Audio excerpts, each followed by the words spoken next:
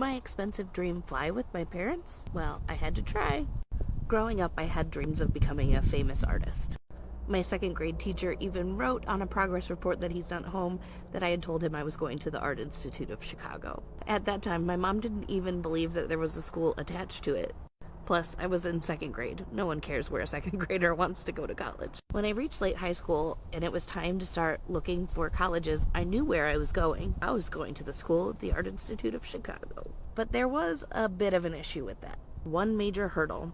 When my parents divorced, their divorce agreement said that they would split college 50-50 if I went to a school within the state of Michigan.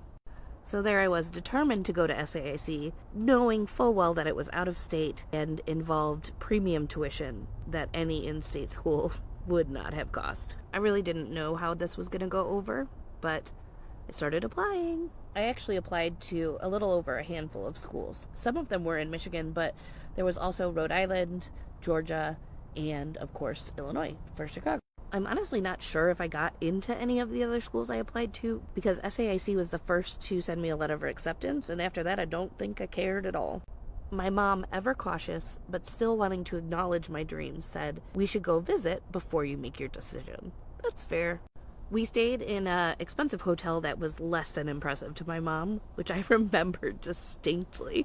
She had a lot to say about that hotel. But after we toured the whole school and did activities for 2 days, I knew even more than ever that that was where I was going. And my mom even emphatically told me that that was where I would go and she'd figure out how to make it work.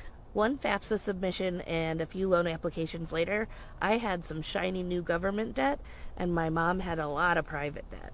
But I was freaking going to my dream school, so I couldn't complain, and I was extremely grateful for that. This is one of the only times in my life I've ever seen my mom willingly take on debt other than like a mortgage.